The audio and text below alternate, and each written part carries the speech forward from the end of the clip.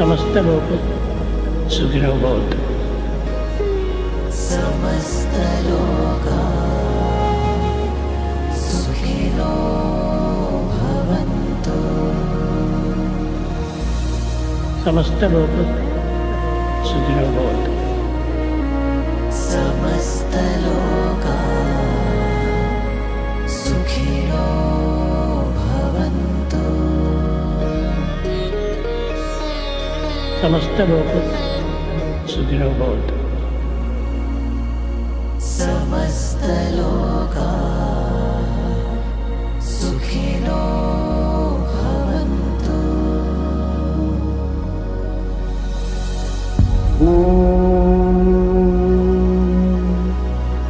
शांति शांति शांति।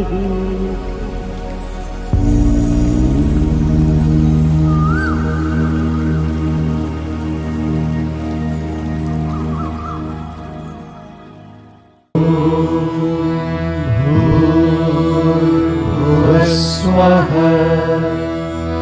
तत्सवितुर्वरेण्यं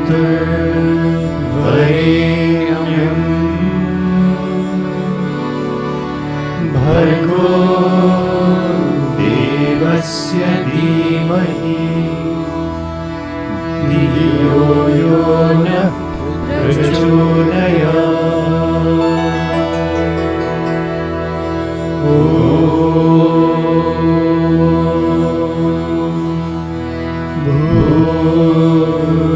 भूर्भुवस्वः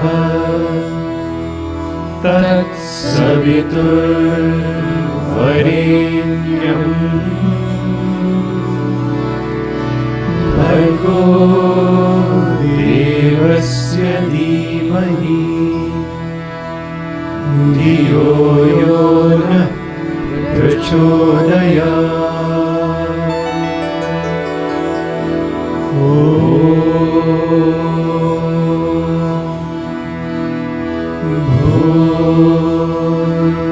भूर्भुवस्वः तत्सवितुर्वरेण्यं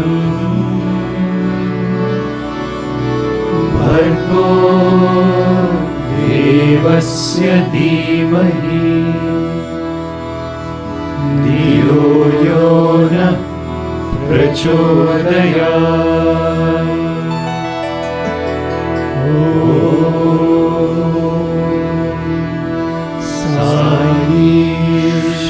साईश्वराय विद्महे सत्यदेवाय धीमहि तन्नः सर्वः प्रचोदयात्।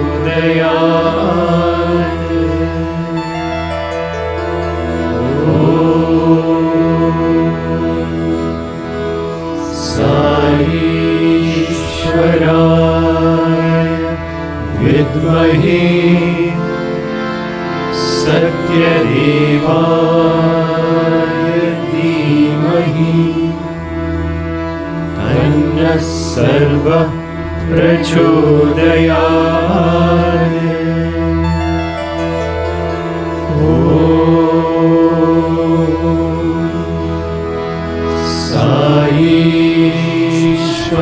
साईश्वराय विद्महे सत्यदेवाय धीमहि तन्नः सर्वः प्रचोदयात्।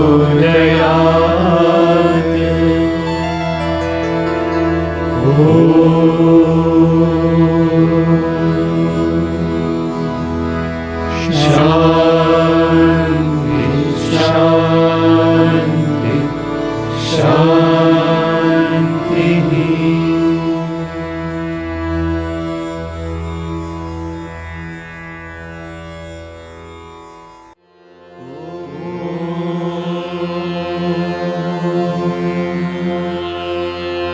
श्रीगुरुभ्यो नमः। हरिः ओम्। गणानां त्वा वामहे कविं कवीनामुपमश्रवस्तमम् ज्येष्ठराजं ब्रह्मणां ब्रह्मणस्पत शृण्वन्नोतिभिः सीदसादनम् प्रणो देवी सरस्वती वाजेभिर्वाजिनीवती दीनामवित्रयवतु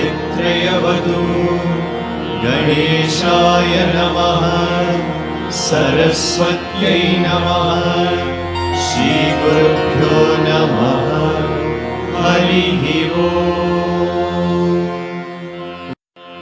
ॐ नमो भगवते रुद्राय ॐ नमस्ते रुद्रमन्यवभूतोर्दैशवे नमः नमस्ते अस्तु धन्वने बाहुभ्यामुदते नमः या तैषु शिवतमा शिवं बभूवते तनुः शिवा शरव्याया तवतया नो रुद्रमृडया या ते रुद्रशिवा तनूरघोरा पापकाशिनी तया नस्तनुभाषन्तमया गिरिशं तापि चागशीः यामिषुं गिरिशन्तहस्ते विभर्षस्तवे शिवां गिरित्रतां कुरु पाहि पुंसीं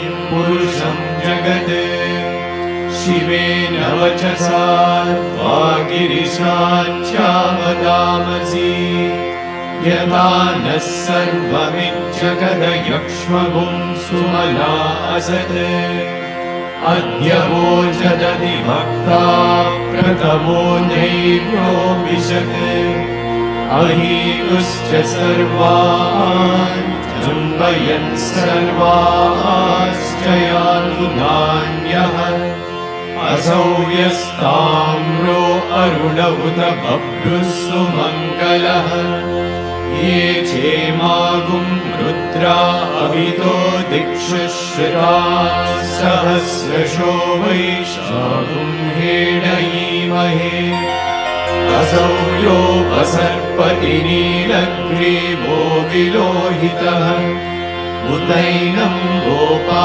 अदृशन्नदृशन्नुदहार्यः उतैनं विश्वा भूतानि स दृष्टो मृडयादिनः नमो अस्तु नीलग्रीवाय सहस्राक्षाय मीडुषे अथो ये अस्य सत्त्वानोऽहं तेभ्यो करन्नमः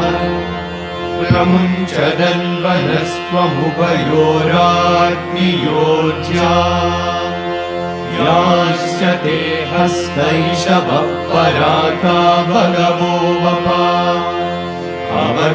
अवतत्यदलुस्त्वगुं सहस्रांशशतेषु ते निशीर्य शल्यानां शिवो नः सुमना भवा विज्यं धनुक्कपर्दिनो विशल्यो मानवागुम्भुता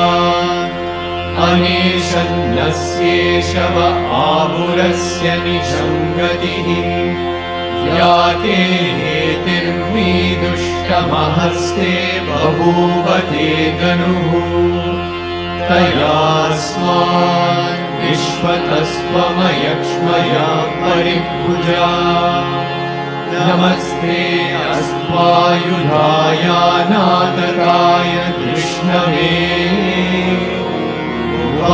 उभाभ्यामुदते नमो बाहुभ्यां तव धन्वने परिते धन्वनो हेतिरस्मान् वृणक्तु विश्वतः अतो य इषुधिस्तवारे अस्मन्निदेहितम् नमस्ते अस्तु भगवन् विश्वेश्वराय महादेवाय त्र्यम्बकाय त्रिपुरान्तकाय त्रिकाग्निकालाय कालाग्निरुद्राय नीलकण्ठाय अमृताय मृत्युञ्जयाय सर्वेश्वराय सदाशिवाय श्रीमन्महादेवाय नमः। ॐ शान्ति शान्ति शान्तिः।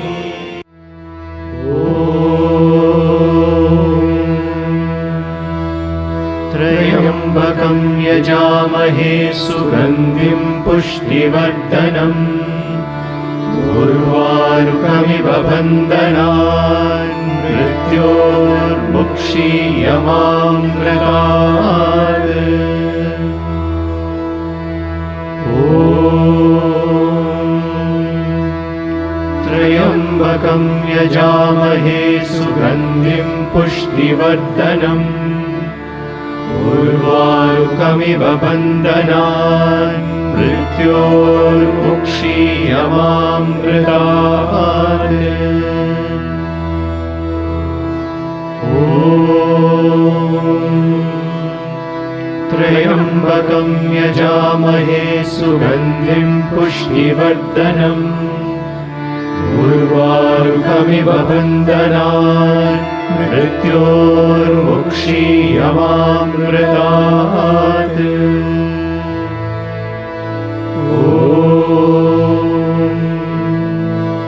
त्र्यम्बकं यजामहे सुगन्धिं पुष्टिवर्धनम् उर्वारुकमिव बन्धनान् मृत्योर्मुक्षीयमामृतात्। ॐ त्र्यम्बकं यजामहे सुगन्धिं पुष्टिवर्धनम् उर्वारुकमिव बन्धनान् मृत्योर्मुक्षीयमामृतात्। ॐ त्र्यम्बकं यजामहे सुगन्धिं पुष्टिवर्धनम् उर्वारुकमिव बन्धनान् मृत्योर्मुक्षीयमामृतात्। ॐ त्र्यम्बकं यजामहे सुगन्धिं पुष्टिवर्धनम् उर्वारुकमिव बन्धनान् मृत्योर्मुक्षीयमामृतात्। ॐ त्र्यम्बकं यजामहे सुगन्धिं पुष्टिवर्धनम् उर्वारुकमिव बन्धनान् मृत्योर्मुक्षीयमामृतात्। ॐ त्र्यम्बकं यजामहे सुगन्धिं पुष्टिवर्धनम् उर्वारुकमिव बन्धनान् मृत्योर्मुक्षीयमामृतात्। ॐ त्र्यम्बकं यजामहे सुगन्धिं पुष्टिवर्धनम् उर्वारुकमिव बन्धनान् मृत्योर्मुक्षीयमामृतात्। ॐ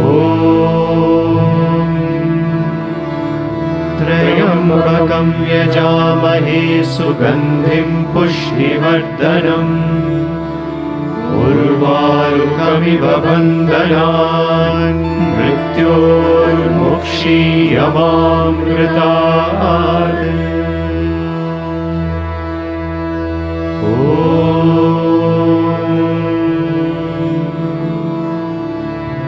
शान्ति शान्ति शान्तिः।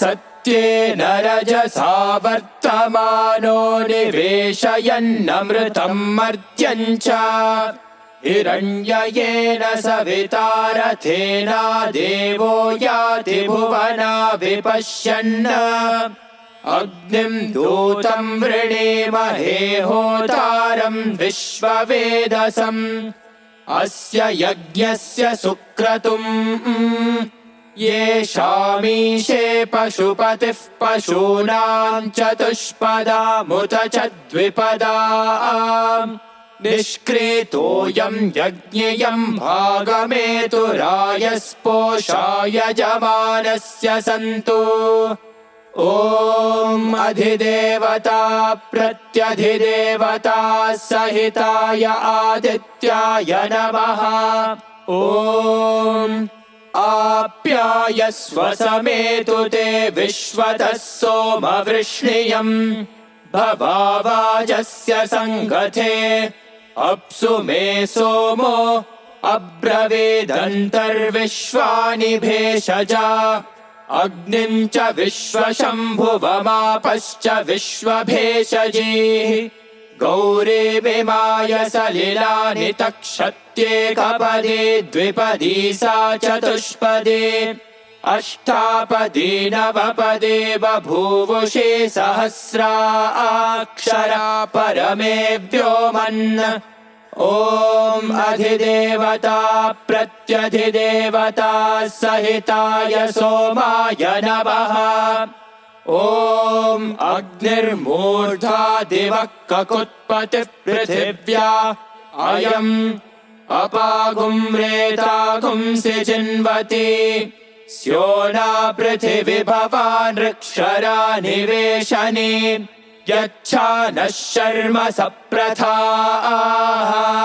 क्षेत्रस्य पतिना वयगुं हितेनेव जयावसे गावश्वं पोषयित्वासनो मृडातीदृशे ॐ अधिदेवता प्रत्यधिदेवता सहिताय अङ्गारकाय नमः ॐ उद्बुद्ध्य स्वाग्ने प्रतिजागृह्येन मिष्टापूर्ते सगुं सृजेथा मयं च पुनः कृण्वग्स्त्वा पितरं युवानमन्वातागुंसीत्वयि तन्तुमेतम् इदं विष्णुर्विचक्रमे त्रेधानि दधे पदम् समूढमस्य पागुंसुरे विष्णोरराटमसि विष्णो पृष्ठमसि विष्णो श्नप्त्रे स्थो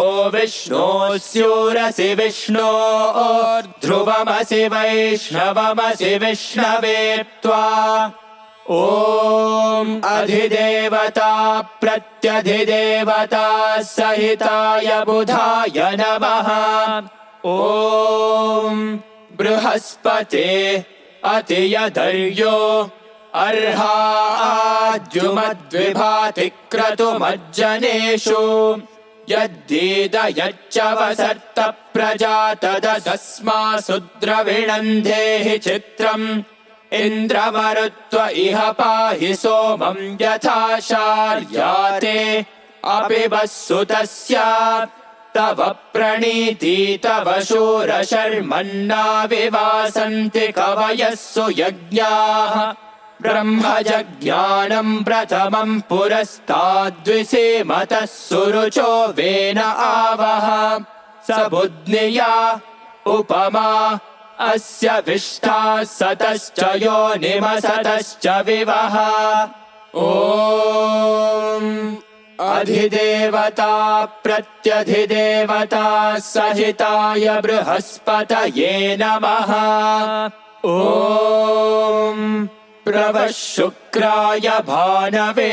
मरध्वगुं हव्यं मतिं चाग्नये सुपूतम् यो दैव्यानि मानुषा जनुगुष्यन्तर्विश्वानि विद्मना जिगाते इन्द्राणी मासु नारिषु सुपत्नी महवश्रवम् न ह्यस्या अपरं च न जरसामरते पतिः इन्द्रं वो विश्वतस्परिहवामहे जनेभ्यः अस्माकमस्तु केवलः।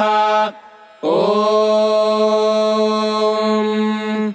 अधिदेवता प्रत्यधिदेवता सहिताय शुक्राय नमः। ॐ शन्नो देवीरभिष्टय आपो भवन्तु पीतये शंयोरभिस्रवन्तु नः। प्रजापतेन त्वदेतान्यन्यो विश्वा जातानि परिता बभूव। यत्कामास्ते जुहुमस्तन्नो अस्तु वयग्स्यामपतयोरयीणाम्। इमं यमप्रस्तरमाहि सेदाङ्गिरोभिः पितृभिः संविदानः। आत्वा मन्त्रा कविशस्तावहन्त्वेनाराजन् हविषामादयस्व। ॐ अधिदेवता प्रत्यधिदेवता सहिताय शनैश्चराय नमः। ॐ कयानश्चित्र आभुवदूते सदा वृधः सखा। कयाशचिष्ठया वृता आयङ्गौः पृश्निरक्रमीदसनन्मातरं पुनः। पितरं च प्रयन्सुवः यत्ते देवे निररुतिराबबन्धदामग्रीवास्वविचर्त्यम्। इदन्ते तद्विश्याम्यायुषो न मध्या तथा जीव पितुमद्धि प्रमुक्तः। ॐ अधिदेवता प्रत्यधिदेवता सहिताय राहवे नमः। ॐ केतुं कृण्वन्न केतवे पेशो मर्या अपेशसे समुषद्भिरजायथाः। ब्रह्मा देवानां पदवीः कवीनां ऋषिर्विप्राणां महिषो मृगाणां। शेनो गृध्रानागुस्वधितिर्वना नागुं सोमः पवित्रमत्येतिरेभन्न। सचित्रचित्रं चितयन्तमस्मे चित्रक्षत्रचित्रतमं वयोधाम्। चन्द्रं रयिं पुरुवीरं बृहन्तं चन्द्रचन्द्राभिर्गृणते युवस्व। ॐ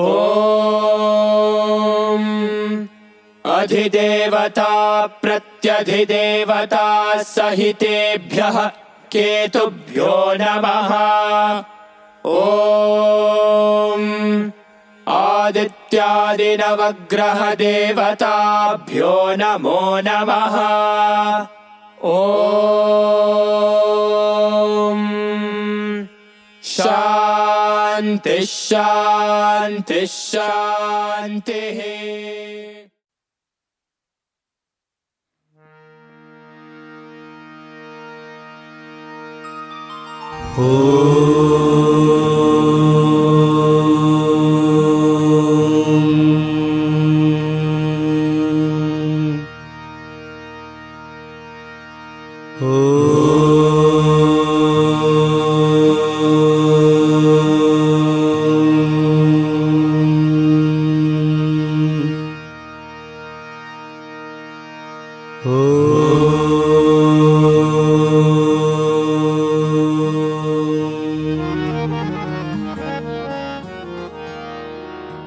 वन्दे उमानन्दनं गजाननं। वन्दे उमानन्दनं गजाननं। वन्दे उमानन्दनं गजाननं। वन्दे उमानन्दनं गजाननं। सुरमुनिसेवित सुमुख गजाननं। सुरमुनिसेवित सुमुख गजाननं। सुरमुनिसेवित सुमुख गजाननं। सुरमुनिसेवित सुमुख गजाननं। वन्दे उमानन्दनं गजाननं।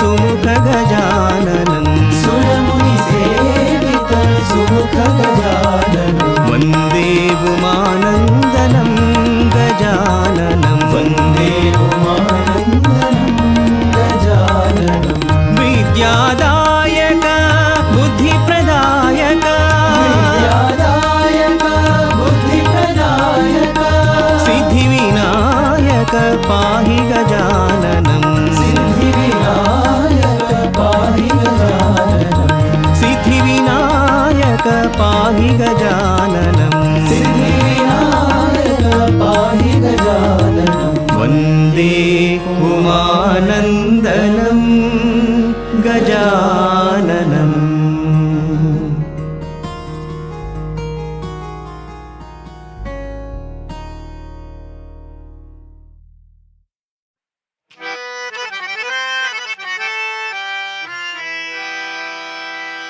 जय पांडुरंग प्रभो विठला जय पांडुरंग प्रभो विठला जय पांडुरंग प्रभो विठला जय पांडुरंग प्रभो विठला जगदोधारा हरि विठला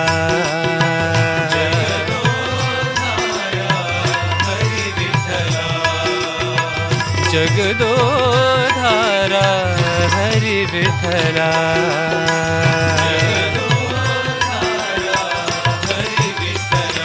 पांडुरंग विठला पंढरीनाथ विठला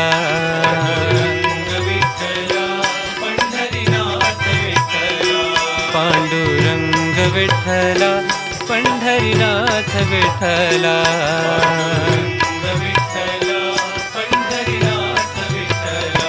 पांडुरंग विठला पंढरीनाथ विठला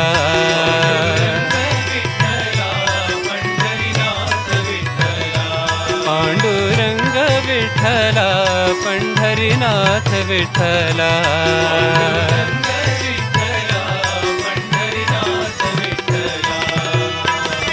श्रीरमणी हृदयांतरंगा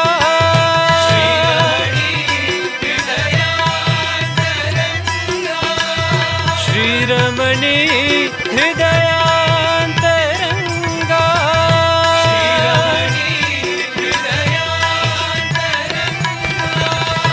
मंगलकर करुणांतरंगा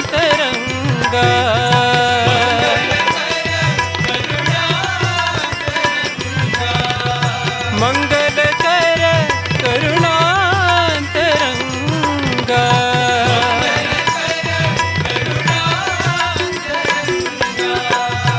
आशित दीन जनावन रंगा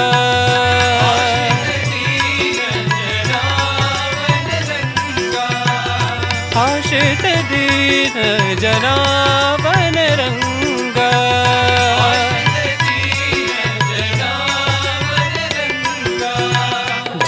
जगदोधारा हरि विठला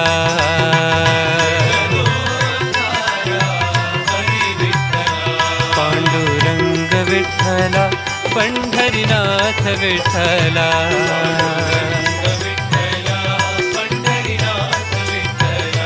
पांडुरंग विठला पंढरीनाथ विठला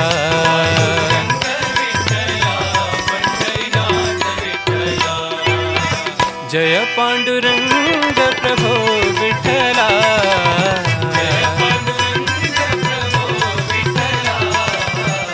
जगदोधारा हरि विठला पांडुरंग विठला पंढरीनाथ विठला पांडुरंग विठला पंढरीनाथ विठला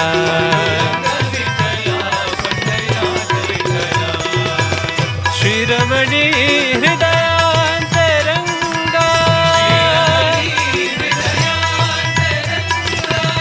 मंगलकर करुणांतरंगा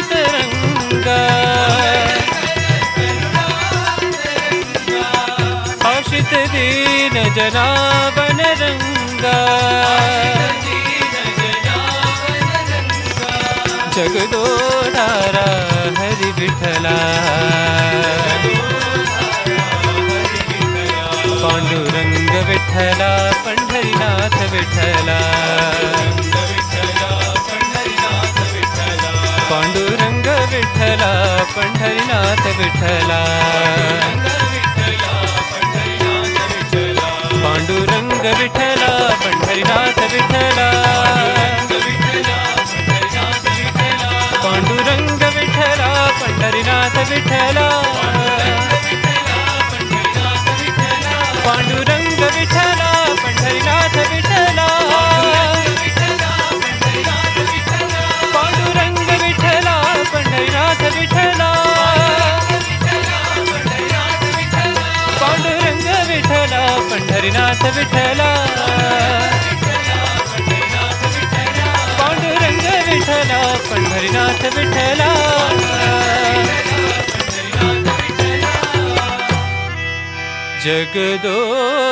जगदोधारा हरि विठला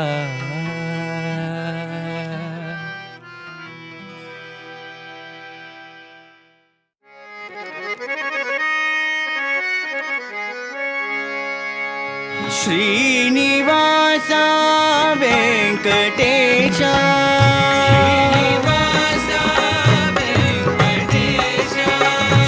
श्रीनिवासा वेंकटेशा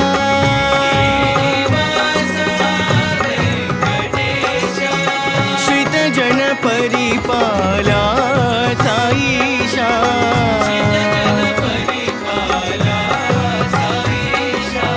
श्रितजन परिपाला साईशा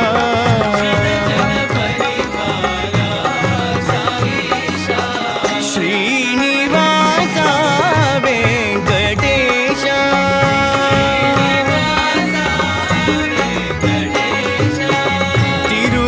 तिरुमलगिरिवासा गोविंदा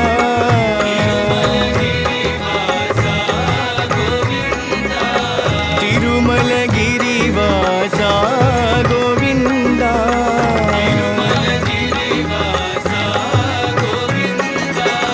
गरुड वाहन Govinda Govinda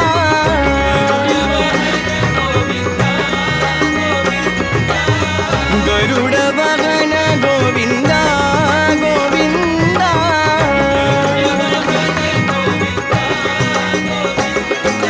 Govind Govind Srinivas Govind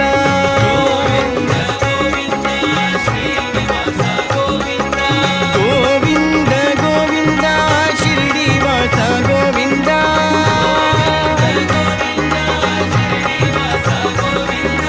Govind Govind पतिवास Govind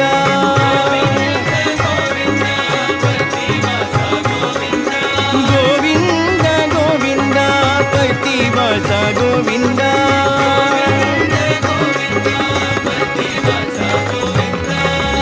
Srinivasa Venkatesha श्रितजन परिपाला Saisha Srinivasa Venkatesha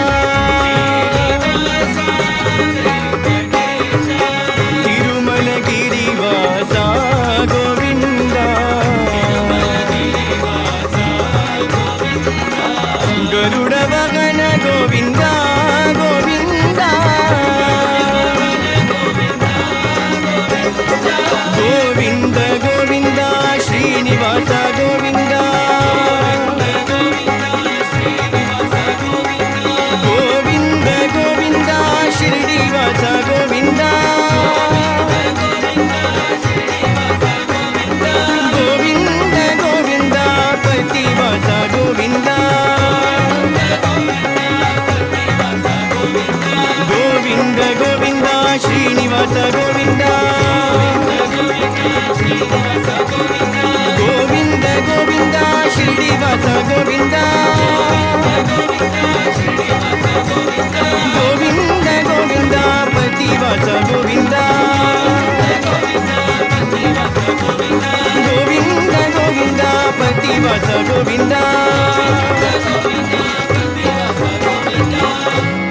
Srinivasa वेङ्कटेशा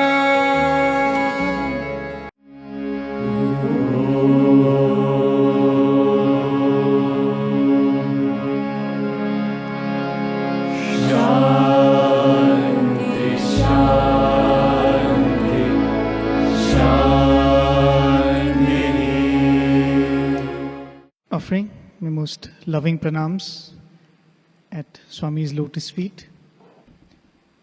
I pray to Swami that he gives us all the understanding that Swami alone is the one who speaks and Swami alone is the one who listens through all of us. Saram to all of you, warm good morning. The topic that I chose to speak on today can well be called a cliche. Right? It's a topic which is so often repeated that it has literally lost its value for us. That's what happens to most cliches. It's repeated so often that the drama element in that phrase is lost. Right? And that topic is happiness is a state of mind. Well, how often have we heard this statement? Happiness is a state of mind. And how much of it we really believe in? It is said that any knowledge that we have is not our knowledge if it does not define our life. Anything, let it be a small learning that we have picked up, a small quote which has inspired us, or even a message from Swami's works. If that has to become our knowledge, then it has to define the way we live our lives. It has to define the way we make choices in lives. If it doesn't, then it means that it remains as a quote. It remains as something which I've noted down in my book, but it has not become a part of me. Very interestingly, Swami tells a quote, a very beautiful quote. He says, "You all master the scriptures, but you don't allow the scripture to become your master." What a beautiful sentence that is. You master the scriptures, but you don't allow the scriptures to become your master, which means you don't allow the knowledge and wisdom in the scriptures to dictate your life. You only master the scriptures. And Swami says, you go through them, but you do not allow them to go through you. Right? You go through the scriptures, but you don't allow the scriptures to go through you. The reason is any such knowledge, if it does not become a part of our thinking, a part of our decision making, the way we look at life itself, then as I said, it remains as a quotable quote, as something interesting I've noted down somewhere, or in the modern parlance, something which you just make our status message to appear that we are very wise, right? So in that sense, today I brought this statement, happiness is a state of mind. How true is this statement? And if it is really true and we believe in it, why is it that it does not mean so much to us that it defines our life?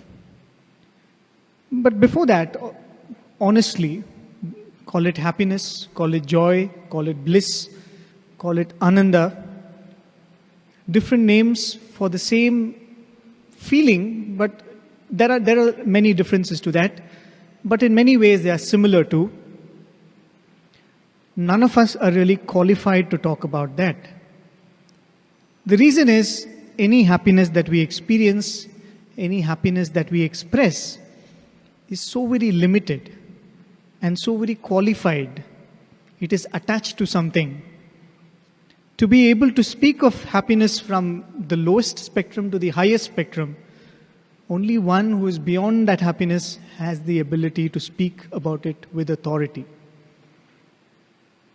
And probably the only person we've come across is Swami, isn't it? When late Mr. Raja Reddy was here once, some of our students had gone to meet him and have a short interaction with him. And he raised this point. He said, we all relate to Swami as love. We all can relate to the love aspect of Swami, and we also try to emulate that love, that selfless love. But what Raja Reddy Garu was saying was, how many of us can relate to the Ananda aspect of Swami? He said Swami is always blissful, Swami is always happy. Come what may, he may have anything, he may not have anything, but he's always happy. Why is it that we do not relate to that aspect of Swami, and why is it that we do not try to absorb that quality of Swami? Mr. Raja Reddy, of course, was with Swami in the early years when Swami was in his 40s, jubilant, full of energy. Swami would travel, take a road trip spontaneously from Bangalore to Gujarat, a road trip, non-stop. That much energy Swami had. Suddenly he'll get up and he'll say, let's go to Bangalore. 5 minutes later, half an hour stopover in Bangalore, come back to Puttaparthi. Swami was so full of energy, and you can relate to someone like Raja Reddy saying that because he saw that aspect of Swami. Where Swami was so full of energy and joy.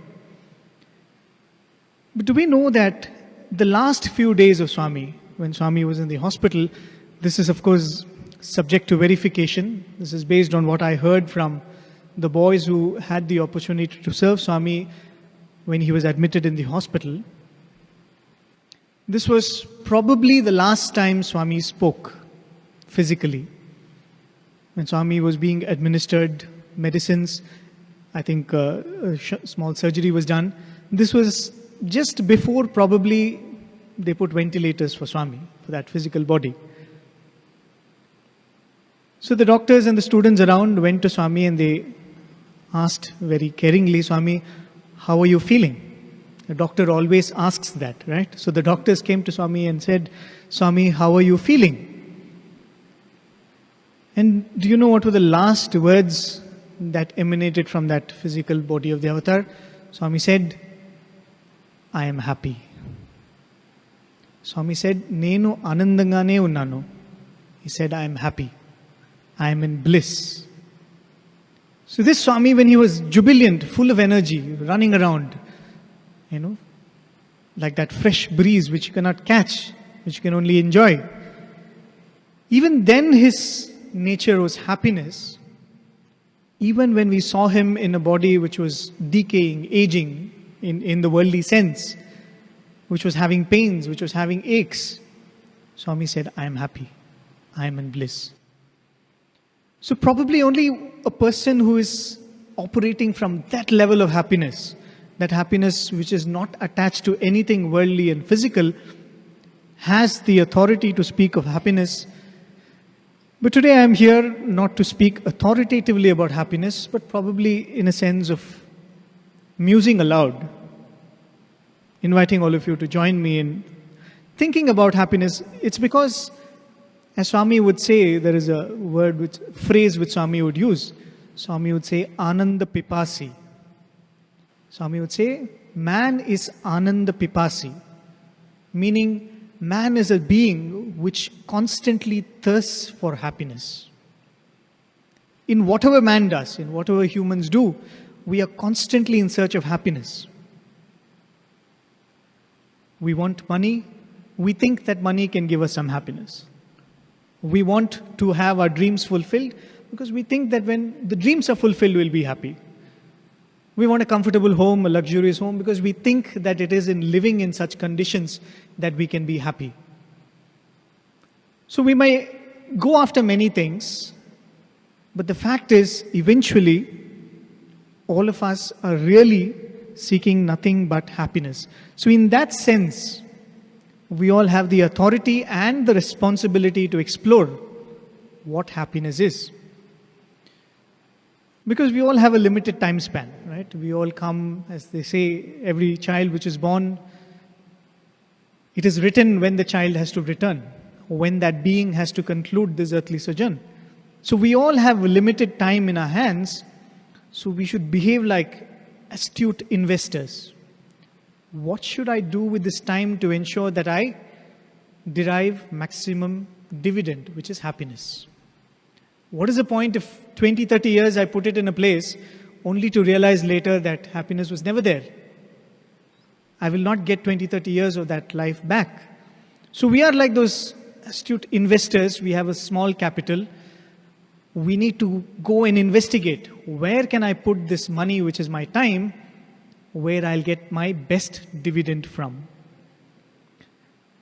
So the first step is to recognize, as Swami said, we are Ananda Pipasi. We are searching for happiness all the time.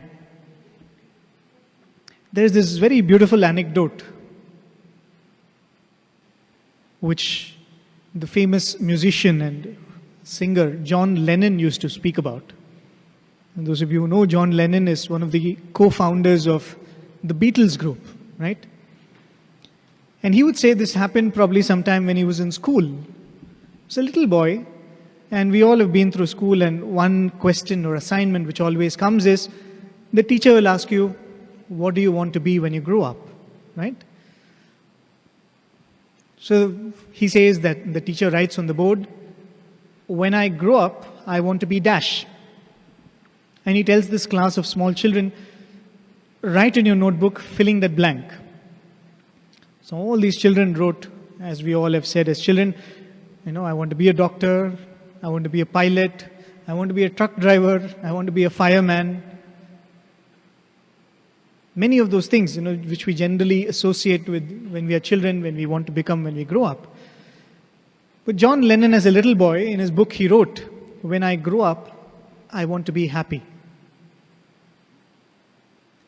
And the teacher who was coming around looked at his book and apparently said, John, you have not understood the assignment, she said. You seem to have misunderstood the assignment. That's not what I asked for. But when John Lennon would speak of this incident, he would say, she thought I misunderstood the assignment. The reality was she had misunderstood life. So the first thing in anything, before we start any exploration into what is happiness, what we must do is to acknowledge that whatever we do, whatever we try to do, whatever we gather, whatever we strive for, all of it is eventually for happiness. Many times we forget this, and when we forget that, what happens? We go after the objects themselves. When we forget that it's actually the happiness that I'm seeking, we go after the objects thinking that it's the objects that we are going after, right? So let's go back to the topic, happiness is a state of mind. What do we really mean by that? Why is happiness a state of mind? Why isn't it a state of the body? Why isn't it a state of anything else?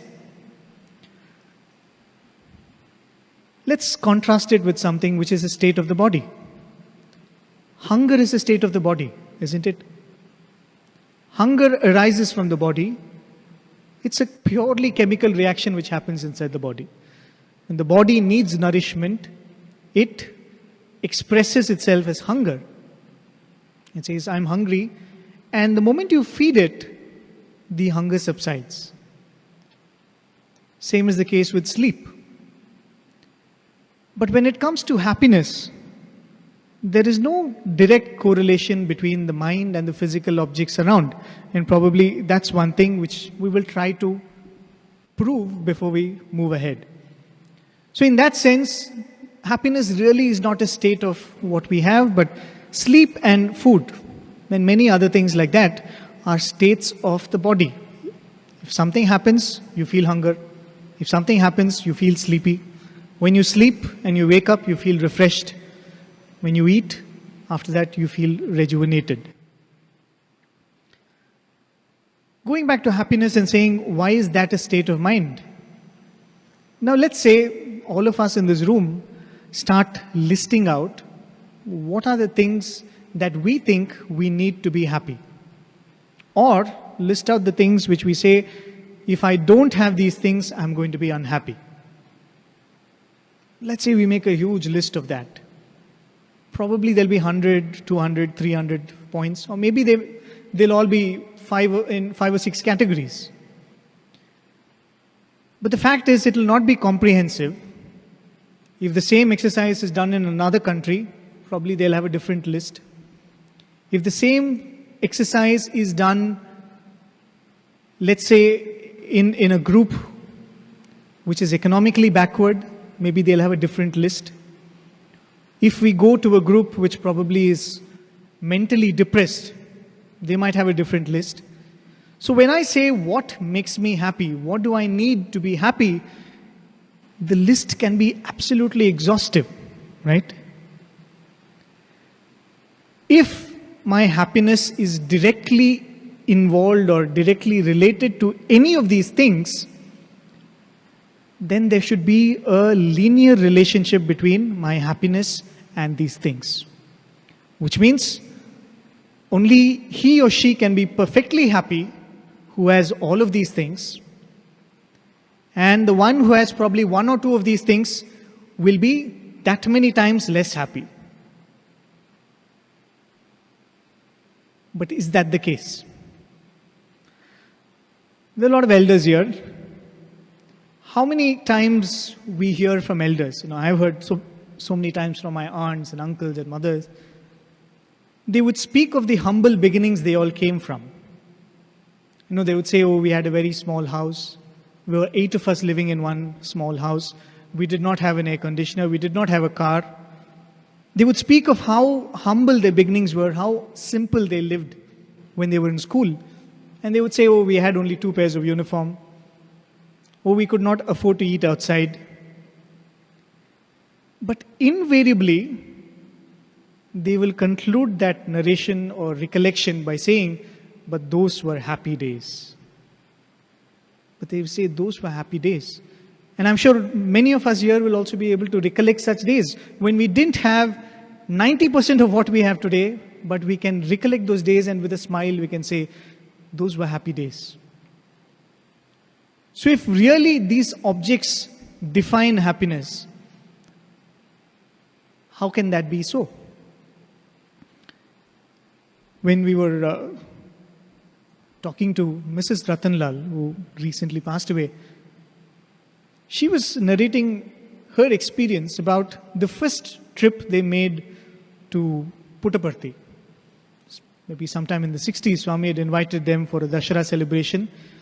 And she was saying those days there were only 3 rooms in Prasanthi Nilayam for people to stay in. And one was occupied by Professor Kasturi all the time. So there were effectively only 2 rooms. So Swami had told Professor Kasturi, give 1 room to Mr. and Mrs. Ratanlal. So they were happy, they were staying there. But it was a festival time. So before they could realize, in that room there were 9 others from a different family. And she was explaining how that state was. To get a bucket of water, you need to walk to the well, or you need to ask somebody to get some. If you want plain water, 2 annas. If you want hot water, 4 annas. And she would say it would come in a bucket. Looking at it, you would not feel like having bath. And she would say you had to cook in the open. She had to go up in the terrace cook. Her husband was unwell, so in spite of all this, she had to take care of them. And she had to go into the, river banks for their morning ablutions. And all of this, she was contrasting it with her life back in Bombay or Pune, wherever she was from. She said, we had a home which was fully air conditioned. We had 4 cars and 4 drivers anytime available. I had 10 servants to do what I wanted to do. Imagine coming from such opulence and affluence and coming and living in a condition like this. She was going on saying, oh, it was so difficult. Oh, it was so difficult. This was not there. That was not there. We had to go to Bangalore to buy vegetables. But she ended the narration by saying, but those 10 days were the most blissful days of my life. She said, those 10 days, and this is coming from a person who has lived for decades with Swami. Right? It's not that that was the only time she spent with Swami. She spent decades with Swami. But she said that those 10 days were the most blissful days of my life. So if that is the case, how can happiness be linearly connected to things around us which we want? The simplest example which probably I can give is, Let's say I get lucky, 3 days later I get $1 million in some deal, in some lottery, or whatever it is. I become rich by $1 million. Well, I wouldn't have to tell you that, because you would see me grinning from end to end, and you know that something really fortunate has happened for me, right? Because $1 million makes me happy, makes anybody happy, and if it's come suddenly, why not? We will be so happy, right? Now let's say 4 or 5 days later something happens and I lose those $1 million. Right? I've got $1 million, 3-4 days before I could spend it, I've lost $1 million. Now, will my happiness come back to the same state of happiness just before I won the $1 million? Or will I become more depressed? Or will I be more sad? So the very fact that $1 million comes and goes makes my happiness go like that and then like this means that there is no linear relationship. And if you speak to millionaires, they would say that they celebrated that first million that they made in their business. They would have had a party and all of them would have got together. But they say, we don't know when it became the second million, third million, fourth million. We only remember making the first million. Why is it?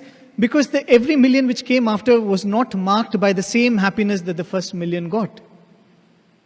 So if $1 million is going to give me this much happiness, $2 million should give me that much more happiness. 3 million should be 3 times the happiness. The very fact that that does not happen, putting it in mathematical terms, it's a non-linear equation. If you put happiness on one side and objects on the other side, it's a non-linear equation. A linear equation is when you plot a graph, you'll get a straight line, right? Because the values on the left side are very directly related to the values on the right side. You erase any one of them, the other one goes up. But in a non-linear equation, you sometimes get a curve like this, you sometimes get a curve like this, and they say sometimes you get a curve like this. So the relationship between happiness and objects and success and whatever you lay your happiness on is certainly not linear, which means happiness does not lie in any of those things. So where does the happiness lie? So can we comfortably conclude that happiness lies in the mind, or is there something more to that? Let me give you a simple analogy, another probably a direct analogy which you'll be able to relate to. Let us say today I go out into the market and I want to buy apples. Okay? For one apple, let's say I have to spend 50 rupees. Let's say 50 rupees, I get one apple. So the number of apples that I can buy when I go out into the market is directly related to the amount of money I have to spend. I have with me which I can spend. And we'll keep constant the number of apples available in the market and the fact that I don't have any preference. How much ever I can, I will buy.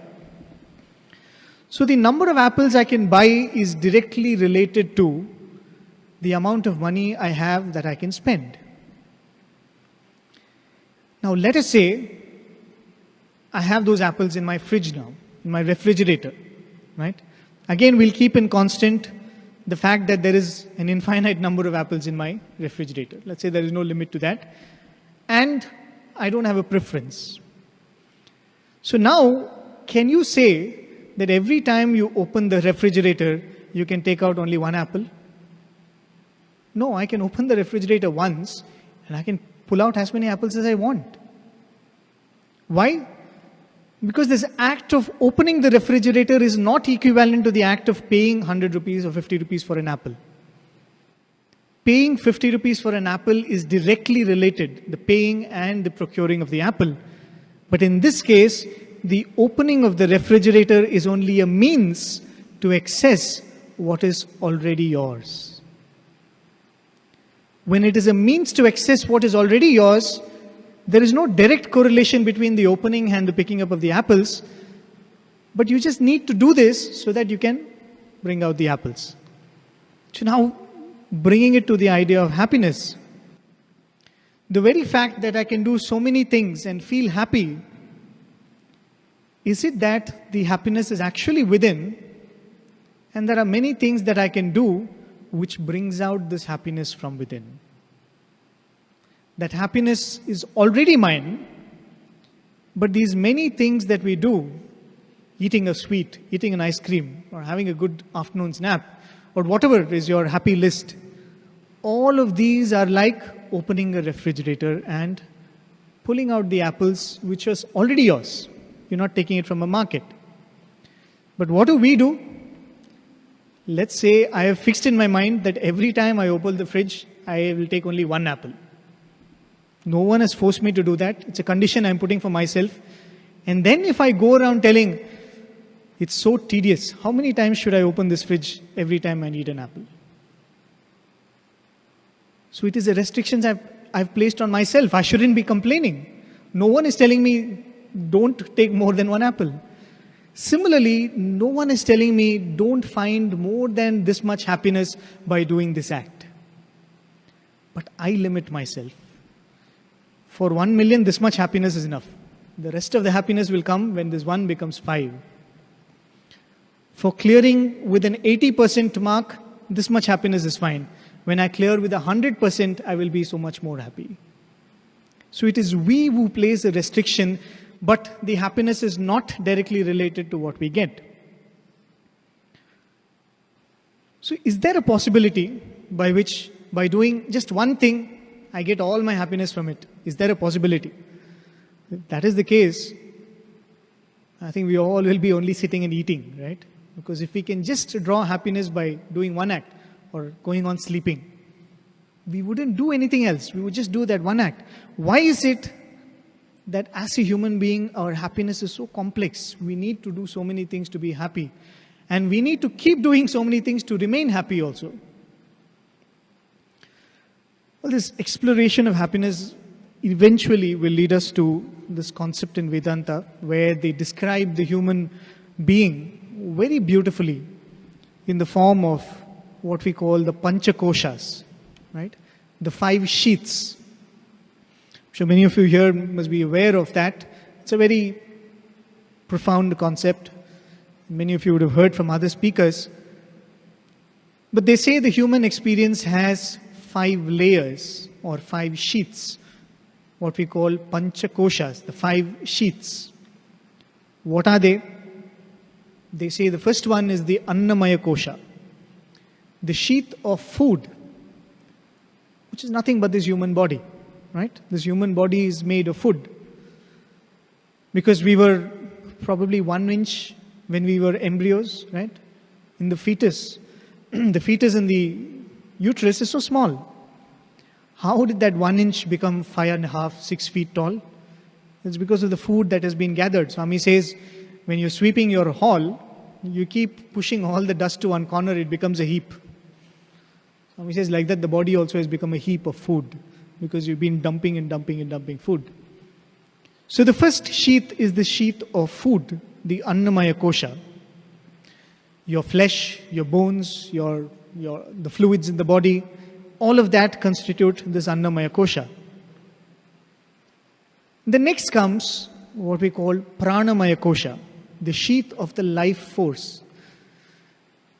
This is very subtle, but nevertheless, it's most intricately related to the body. Why? Let us say when we were all children, we used to have these dolls. And we used to pretend as though it's a live doll. We would feed it. We would put it to sleep next to us. Why is it that the act of probably feeding that doll, if I keep stuffing food into that, will that doll become a human body like mine? There is something in the human body which converts food into the human being, right? There is an intelligent force which takes this food, air and water from outside and puts it through this complex process and mixes the human body. Without that, you will not, if you stuff a body which has lost its life, it becomes a mummy, right? It's called embalming. You stuff it and probably you can keep it for 100,000 years. But it is not alive. So there is this force inside which does this amazing and beautiful process by which it takes the elements from outside in the form of water, food, even light, and makes it into the human body. And that is what is the role of this pranamaya kosha, the most important being the breath. And of course, there are these other, as we, I think, have had the opportunity to speak about that earlier, right? The samana, udana, vyana, apana. So all of these together create this human body, and that is the annamaya kosha, which is the physical body which we can see, which we can feel. And the pranamaya kosha is that which animates this body. So that's two sheaths. The third one is called manomaya kosha, the sheath of the mind, which is subtler than the prana. This mind which emotions, memories, and all of that. And probably the most important sheath for our discussion today. And one subtler than that is called vijnanamaya kosha, the sheath of intelligence or intellect, that which discriminates, do this, don't do this, take this, don't take this, go here, don't go here, that which discriminates between good and bad, right and wrong, the vijnanamaya kosha. And the final thing is what Swami calls anandamaya kosha, the sheath of happiness. So what a beautiful way of laying it out by saying the anandamaya kosha or the happiness is the innermost core. It actually comes from inside. All the happiness you do is like putting a bucket into the well and pulling out water. We are drawing out happiness from within by various acts that we do. But what we need to remember is, even Ananda is only a sheath. Probably it's not part of our discussion today. Even happiness is only a sheath. That's not your reality. Your reality is even beyond happiness. Is a state which is beyond happiness. Now going back to that question, can one thing make us happy? Can just doing one thing? There's actually, we've all been in that state. We all have been through the stage of an infant, right? Of a baby. You observe a baby, we know it's always happy, it's always smiling, there's always that enthusiasm. But when does the baby cry? When it's hungry. What other times does it cry? When it's uncomfortable, probably it's wet the bed and it's uncomfortable. Or it's having some stomach problem, it's some health problem. But if these are taken care of, the baby is happy. No, immediately it starts smiling. Immediately it's in a good mood. Sleep, food, discomfort. If these three things are taken care of, the baby is just happy. Right? You don't need to do anything. You don't need to give the child anything. You don't need to tell the child, when you grow up, I'm going to put you in the IIT. No, you don't need to. The child will be happy. If you give it food, you give it good sleep, you give it comfort, the child is happy. Right? Why is that?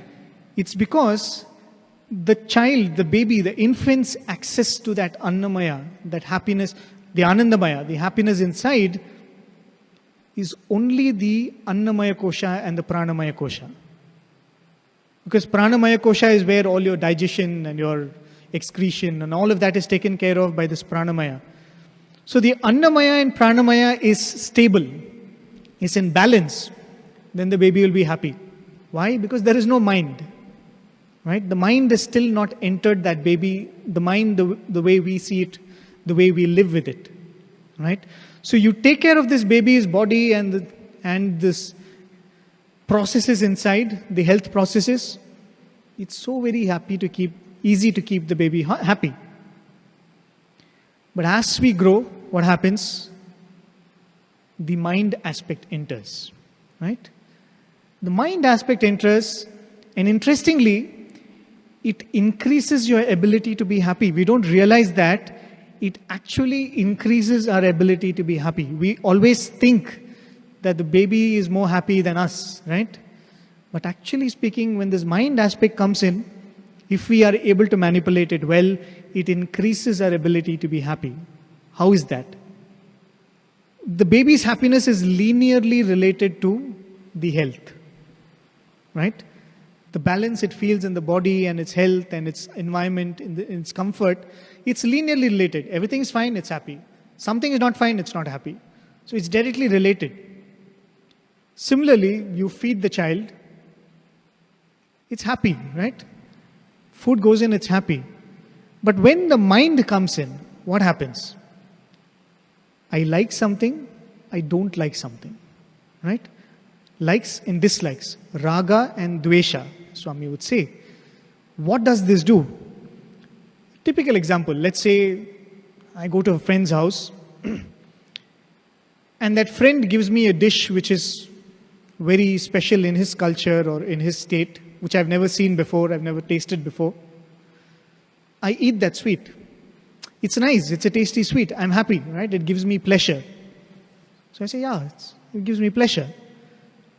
But let us talk about a dish that we know very well. Let us say that you have a favorite dish. Let's say a rasgulla or gulab jamun or whatever it is. Now the moment it becomes a favorite dish, you don't even have to eat it. If that friend comes and tell me, you know what, tomorrow come to my house, my mother is making this sweet, I will give it to you. I'm already thinking about that sweet and I'm becoming happy. The mind has the ability to give you happiness even before you experience that.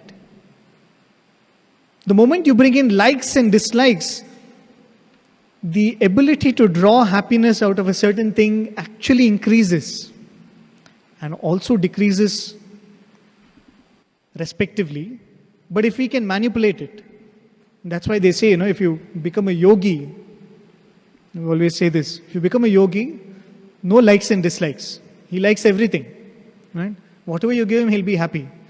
So if you are a bhogi, I like this, I don't like this, straight away your happiness is cut down by 50%. But if you're a yogi and you say, I like this and I like that, you're double happiness, right? That's why they would say a yogi becomes a mahabhogi. He can enjoy everything. So if there is a liking towards something, you actually extend your happiness. It is not directly related to only that object. Even thoughts about that object can make you happy. Even doing something which will take you to that object is going to make you happy. And that is what happens when we have ambitions, right? When you say, I want to become something, I want to become a scientist, and when you work towards it, the goal is still distant, but the process of going towards it itself will give you happiness, because the mind has the ability to draw more happiness from what is actually there. And that sometimes can be dangerous, because finally when we get there, we say, Arey, did I struggle so much for this? There doesn't seem to be much happiness in it. That also happens. But this nature of the mind is very, very important to remember, that the mind has the ability to give you more happiness than the object itself. And that's why happiness is a state of mind. But we would be happy if we have only the mind. But we have something called the Vijnanamaya Kosha, the discrimination. And what is the discrimination? Do this, don't do this. Right, wrong, lawful, unlawful, ethical, unethical. First of all, likes and dislikes is reducing my ability to become happy. And now add to that this constraint of don't do this and do this, you're not allowed to do this.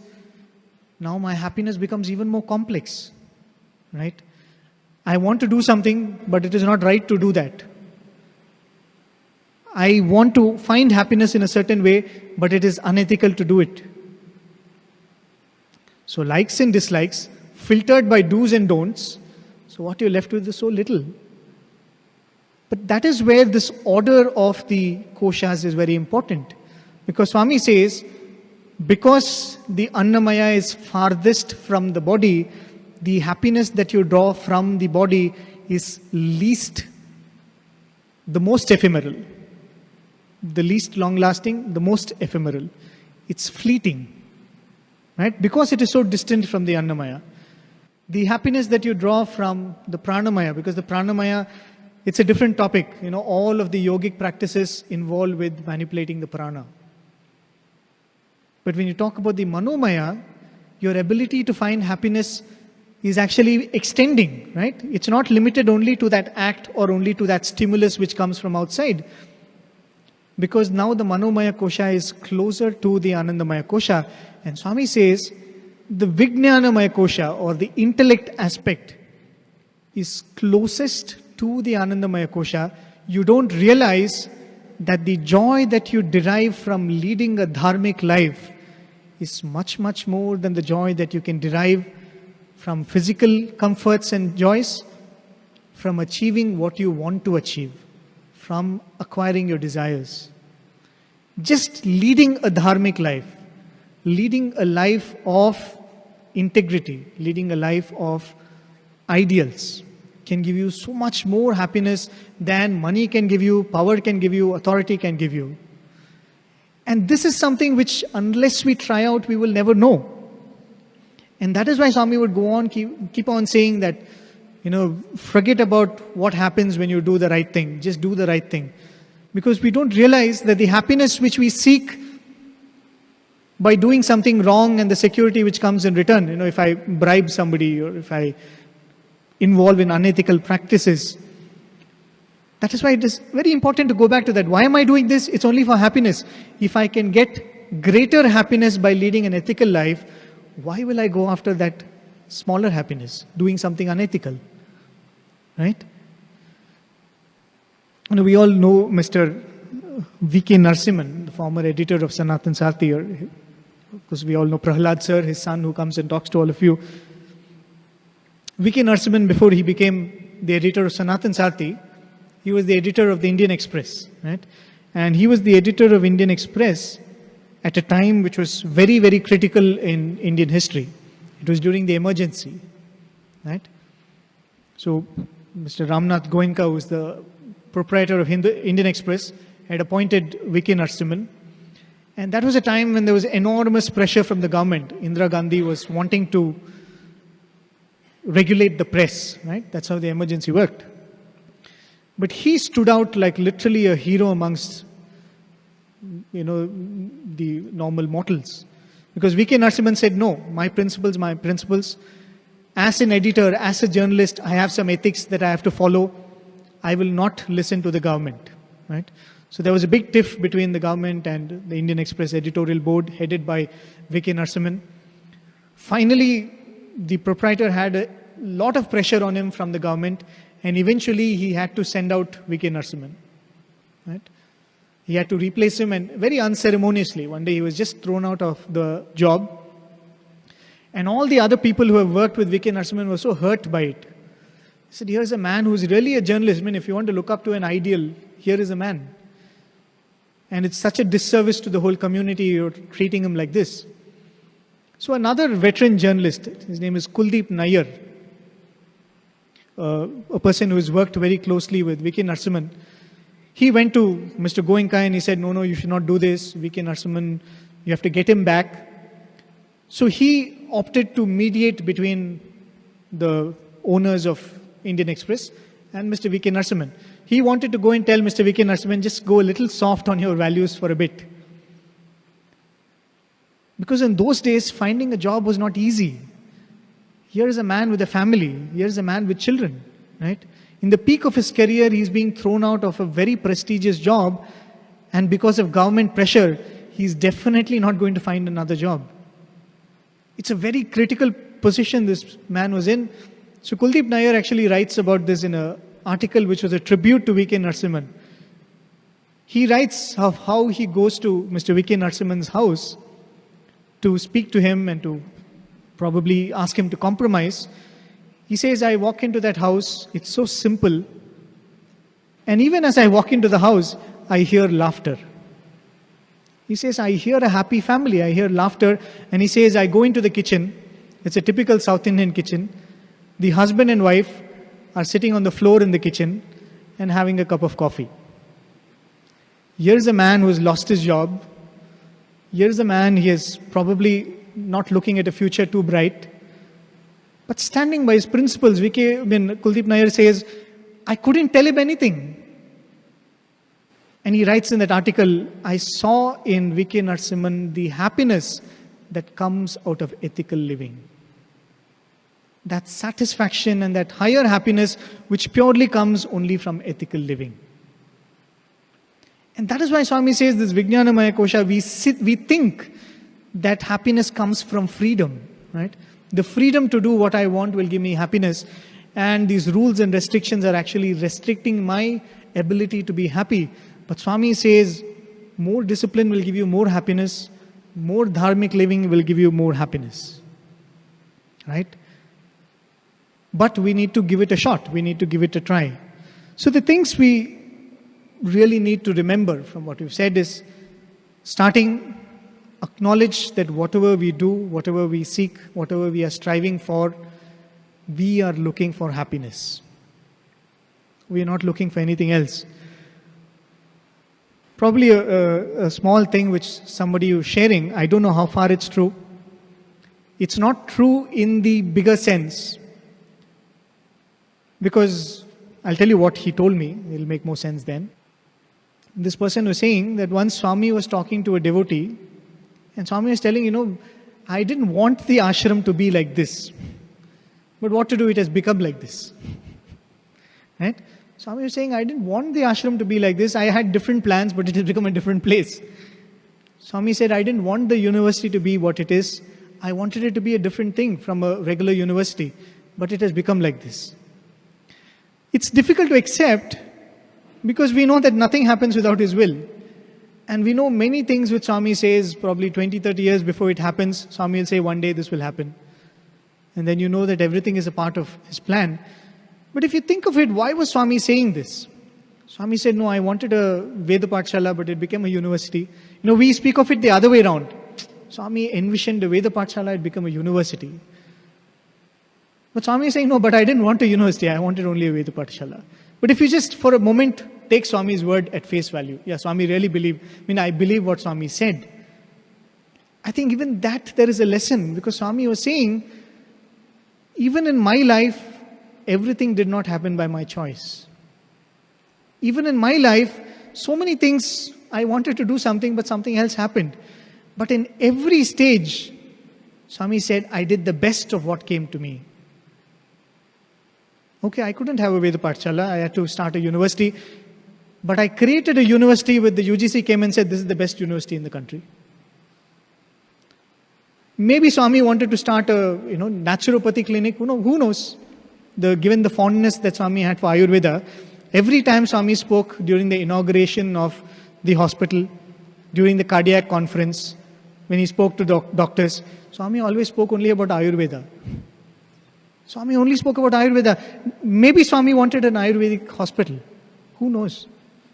But Swami said, if I have to have an allopathic, I'll give you the best. I'll do the best of what I can. Maybe that was a lesson for us. That life does not go the way we choose.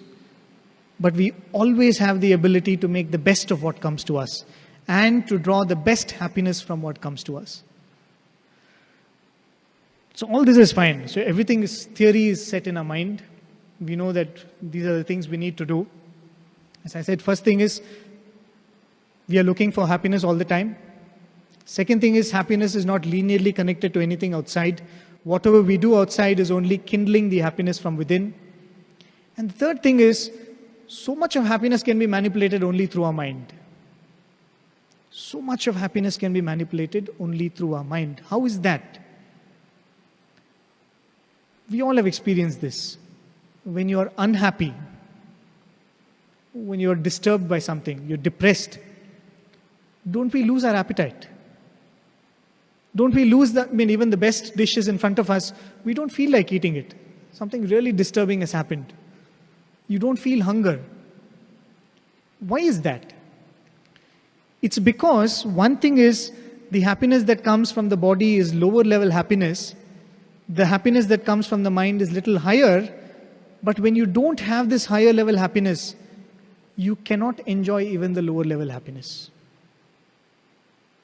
To even enjoy small things in life, you need to have higher happiness. Isn't that why, these are two contrasting things, but actually the source is the same. Some people, when they're depressed, lose their appetite. But some people, when they're depressed, they eat more. Actually, the problem is the same thing. Why? The people who eat more now need to eat more to find the same happiness. If my mind is fresh, you give me one gulab jamun, I'm happy. But I'm depressed, I'm actually gobbling up one after the other, thinking that maybe it'll give me happiness, but it's not giving me. But there are another category of people who will say that, no, I don't have an appetite today. I don't feel like having it, even though it is my favorite. So the lowest level of happiness, like the happiness which comes from the body, is directly connected to the stimulus outside. So it is very, very short-lived. The happiness that comes from the mind is a little more free from the stimulus, because the mind can imagine, the mind can extrapolate, the mind can dream. If you leave me alone for some time, and if I'm a foodie, I'll be thinking of all the food I can have. We would do this, especially when you have jaundice or something, right? You're not supposed to eat anything. No oil, no fried items. So we would do this as children.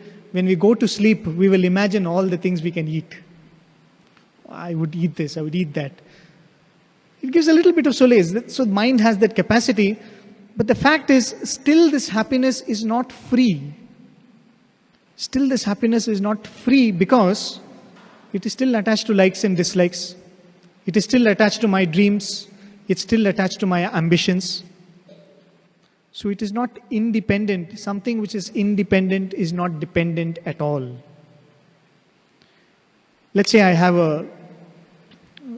an accident and I have a fracture in my leg. First 2 weeks, I'm bedridden. So I've lost my freedom, right? I can't do anything. Then after 2 weeks, they give me crutches. So I gained a little bit of my freedom, right? But is my freedom independent? No, it still depends on the crutches, right? It is truly independent when I can be on my own. I don't need anything from outside. I can freely walk around only when I'm free from the crutches, even though the crutches have given me little more independence than being bedridden. I am truly free only when I can get rid of my crutches. So if I tell you that tomorrow if you have an ailment and the doctor tells you, look, these are the tablets, and if you want to be healthy, you have to take these tablets 3 times a day.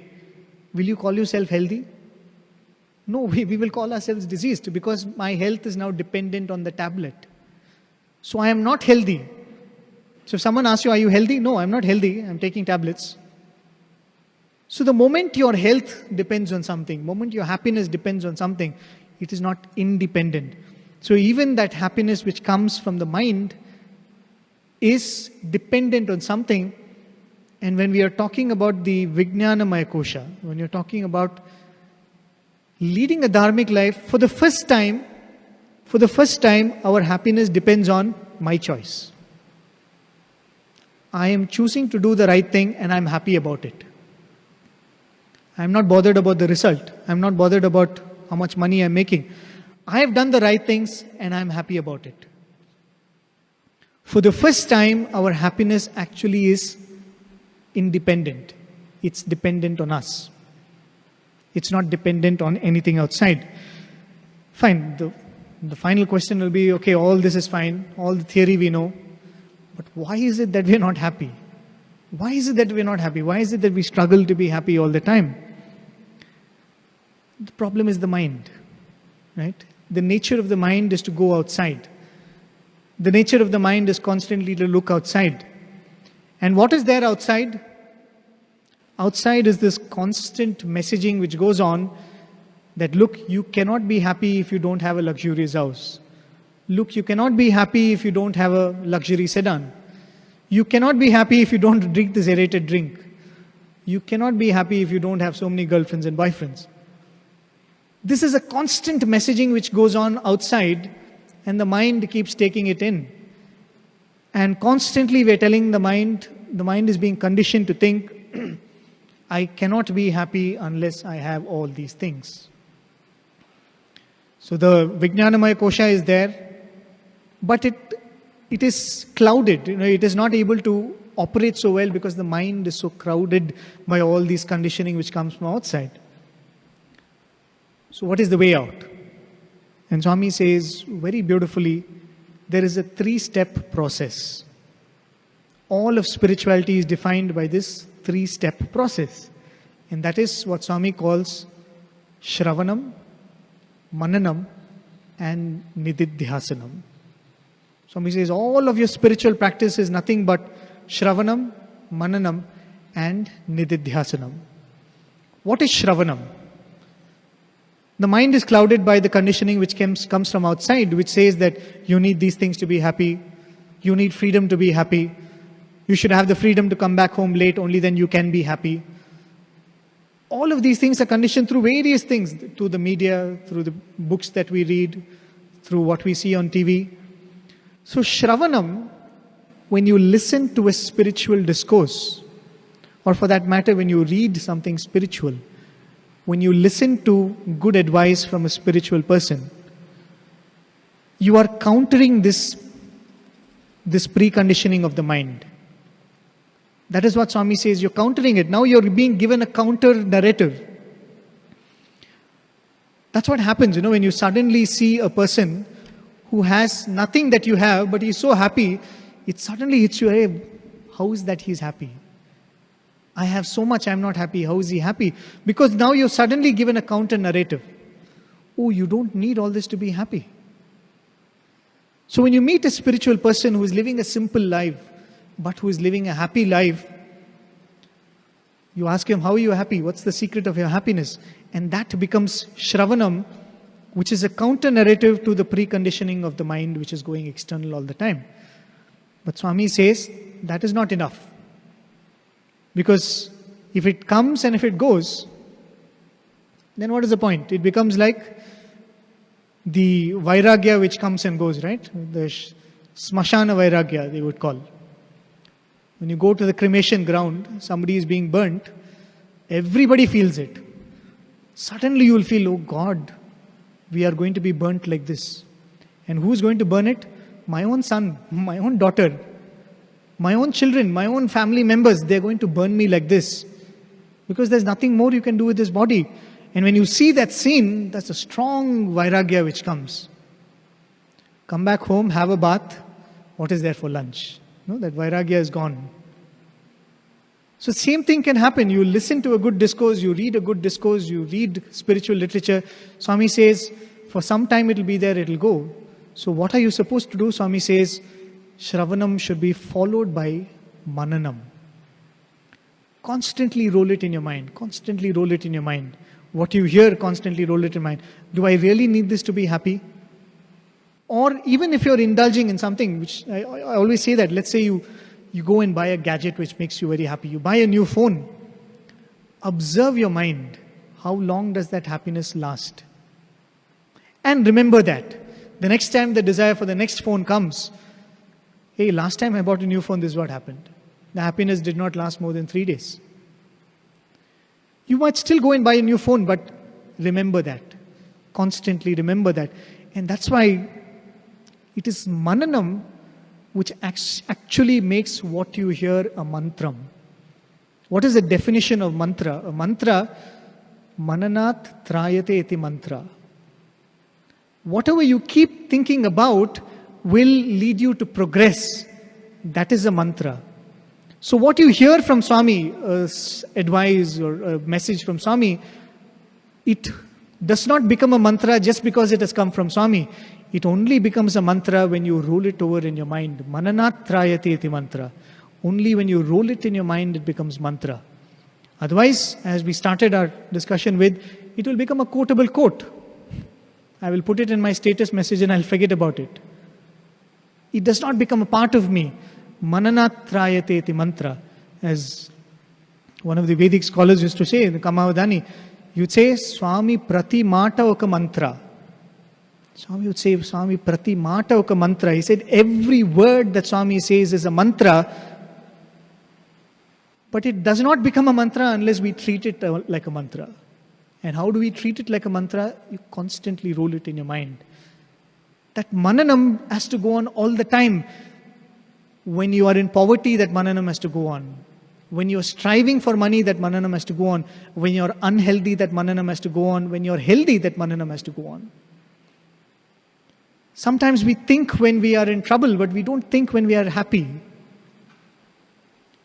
Early morning you get up, you're fresh, there is no ache in the body, there's no headache, there's no stomach pain, you're absolutely fine. A simple thing like you've gone and you had a clean bowel motion.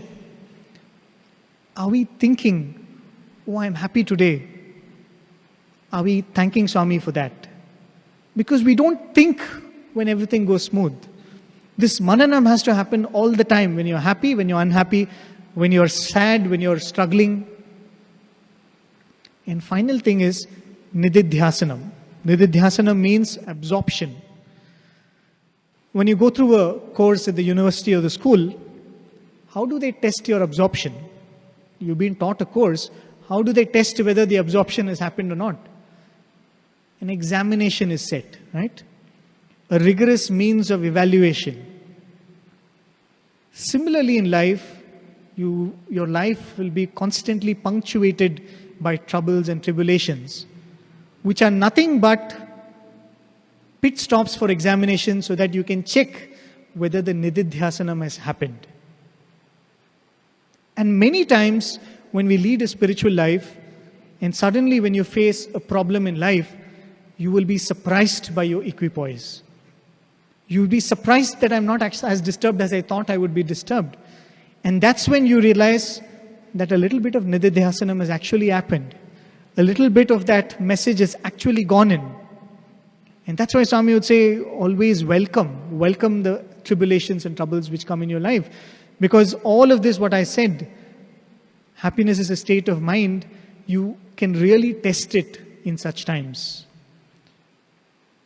You can't say, we will think of it when the trouble comes. Let the mananam happen when the trouble comes. No, mananam has to happen when you are at ease.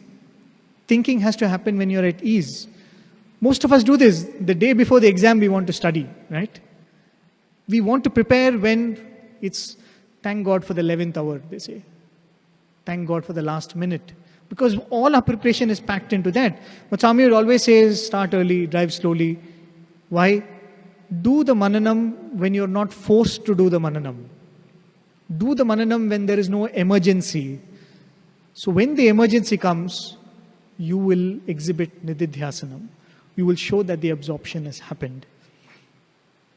But all of this, probably I will not go into that. All of this can be achieved, as Swami says, you need two qualities. We spoke about Vijnanamaya Kosha. Swami says, the most active aspect of you should be that buddhi, that intellect. So viveka is most important.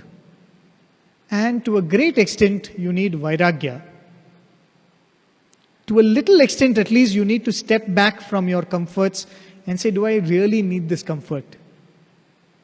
And that's why many times, most of these old devotees who come from very affluent backgrounds, when they live for 10 years in the ashram in very Spartan conditions, it's a reminder for them that, oh, I can live in such conditions. Right? Recently, one of my friends came, he's living in London, very cold place.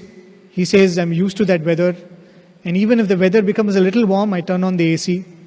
When he comes to his home in Madras, it's a very hot place, but there's AC in the car, there's AC in the room, there's AC in the hall. So he was telling, I thought I lost the ability to live in a normal place. So when he came to the ashram, he stayed for 10 days in one of our rooms here.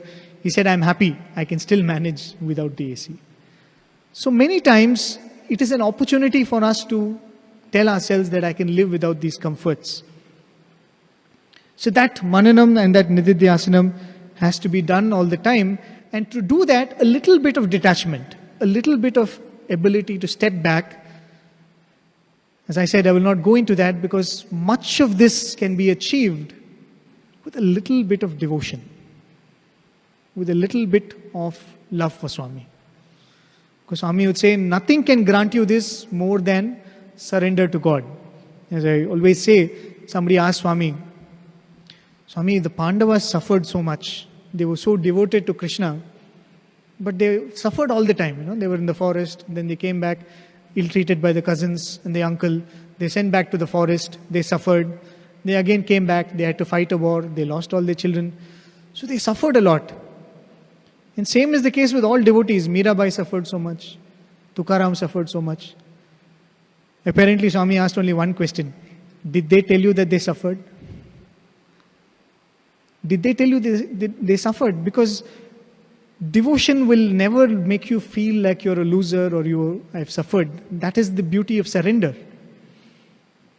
Surrender has the ability to help you in each of these stages. And the beauty is, when you have that surrender, when you have that ultimate joy, as I said, it's not that you will lose all of these joys. Actually, you will be able to enjoy all of these joys as much.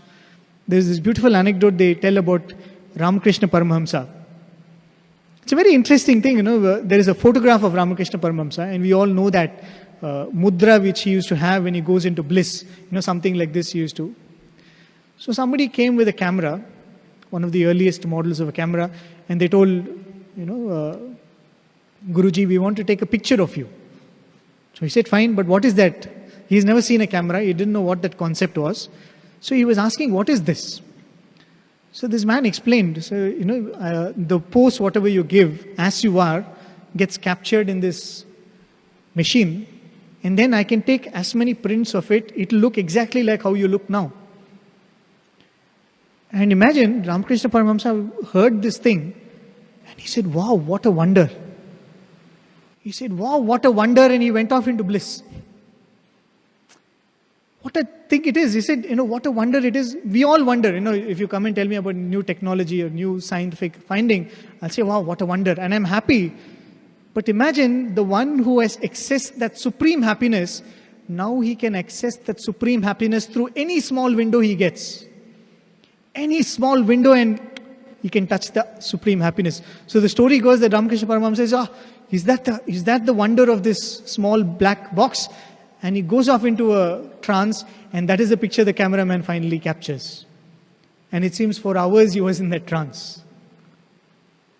So once you master the ability to touch that happiness, probably even a small rasgulla can give you that same happiness.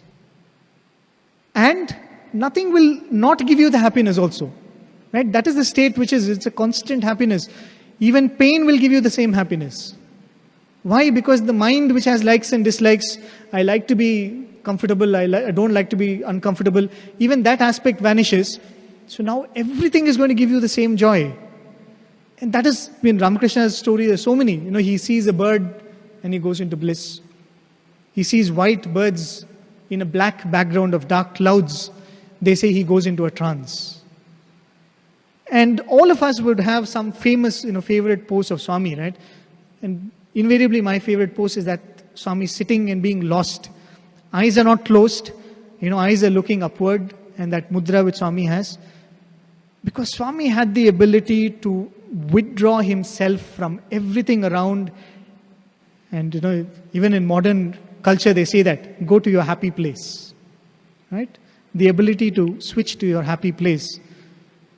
That true happy place is actually within, and Swami had the ability to switch into that happy place as we see it, but actually he was always there. Swami was always there. But the thing is, Swami also wants us to be there. I'll just end with that last thought. We all know about Mr. James Sinclair, right? One of Swami's devotees from the United States. Just a small background about him. Around the time he came to Swami, which was probably in the early 90s or late 80s, I'm not too sure of that. He was one of the richest men in the world. Very successful businessman. Whatever he touched literally turned to gold because he was a commodities trader, right? Literally anything that he did was success. And he would say he had a beautiful family, a very loving wife, a loving daughter, complete. But there was some unhappiness within which was not letting him to be at peace. And finally, that is that unhappiness which cannot be soothed by any of these things. It was a supreme unhappiness, right? If unhappiness can be holy, and this was what it is. And finally, Swami appears to him in his apartment in New York. And that's how he sees Swami for the first time. Swami says, come to me. Twice Swami appears to him over a period of time. And finally, he packs his bag and comes to Puttaparthi. Again, it's a shock for him when he comes to Puttaparthi. There's nothing in this place. Swami calls him for an interview. And what does Swami say? Swami says, I gave you everything. Why is it that you're not happy? He says, I gave you everything. I gave you all the money. I gave you all the comfort. I gave you all the success. Maybe it was for us to know that all of that cannot give you happiness. But the thing was, Swami looked at him and Swami said, will you do one thing for me? Now look at that scenario. Here is this man who has millions and millions of dollars at his disposal, who can give a blank check to Swami. And Swami is asking him, will you do one thing for me? And he said, Swami, anything. Swami bent low and looked at him and said, be happy. Swami said, be happy. And he said, that was probably the most difficult thing to do. But that was probably the only thing that Swami wants from each one of us. The fact is, Swami has given us much more than what is needed to make us happy. We don't realize that. We only look at what we don't have, which can make us unhappy, and we do mananam of that. But if we can look at life and say, Swami is, what Swami told Sinclair, Swami can tell each one of us. It is true. Swami can tell each one of us, I gave you so much. The fact is, Swami gave us much more than what he gave himself, isn't it? Look at Swami's childhood. What did Swami give himself? Swami gave each one of us much more than what Swami gave himself. Swami says, I gave you so much. Will you not do this much for me? Be happy. And to be happy, being happy is not child's play, right? Because if being happy was child's play, you will be stuck in the Annamaya Kosha. But with culture, with understanding, the happiness actually becomes a little complicated, but then you strike this mine of happiness inside, which makes it so easy. So you need to go through that process, and that's why probably happiness is serious business. Right? That's why people make money out of that. That's why people make so much money out of trying to teach you to be happy. Because happiness is a very serious business. So with these thoughts, as I said, it's not an authoritative exposition of how to be happy. These are all things which Swami has said. Maybe this is what we can think of, and we will find our own ways of being happy, of reaching that happiness. With those thoughts, I conclude and most humbly offer this at Swami's lotus feet, and thank you all for your very patient listening. Om Jai Jagadish Hare Swami Sathya Sai Hare Bhakta Jana Samrakshak Bhakta Jana Samrakshak Bhakti Maheshwara Om Jai Jagadish Hare Shashi Vadana Shekara Sarva Pranapate Swami Sarva Pranapate Kalpalatika Ashita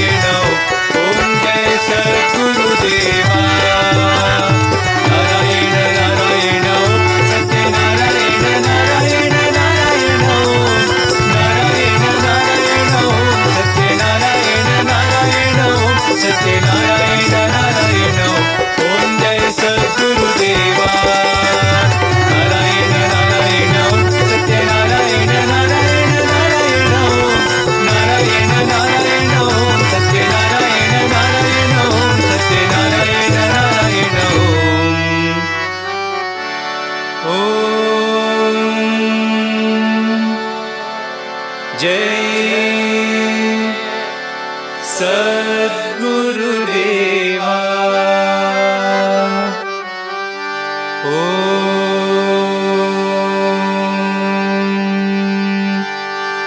शांति शांति शांति समस्त लोकाः सुखिनो भवन्तु समस्त लोकाः सुखिनो भवन्तु समस्त लोकाः सुखिनो भवन्तु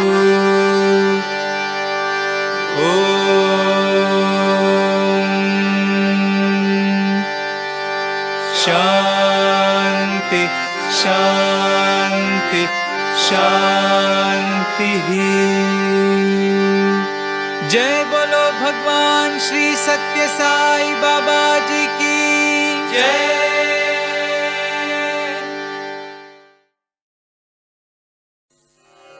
ओम साईश्वराय विद्महे सत्यदेवाय धीमहि तन्नः सर्वः प्रचोदयात्। ओम साईश्वराय विद्महे सत्यदेवाय धीमहि तन्नः सर्वः प्रचोदयात्। ओम साईश्वराय विद्महे सत्यदेवाय धीमहि तन्नः सर्वः प्रचोदयात्। ओम साईश्वराय विद्महे सत्यदेवाय धीमहि तन्नः सर्वः प्रचोदयात्। ओम साईश्वराय विद्महे सत्यदेवाय धीमहि तन्नः सर्वः प्रचोदयात्। ओम साईश्वराय विद्महे सत्यदेवाय धीमहि तन्नः सर्वः प्रचोदयात्। ओम साईश्वराय विद्महे सत्यदेवाय धीमहि तन्नः सर्वः प्रचोदयात्। ओम साईश्वराय विद्महे सत्यदेवाय धीमहि तन्नः सर्वः प्रचोदयात्। ओम साईश्वराय विद्महे सत्यदेवाय धीमहि तन्नः सर्वः प्रचोदयात्। ओम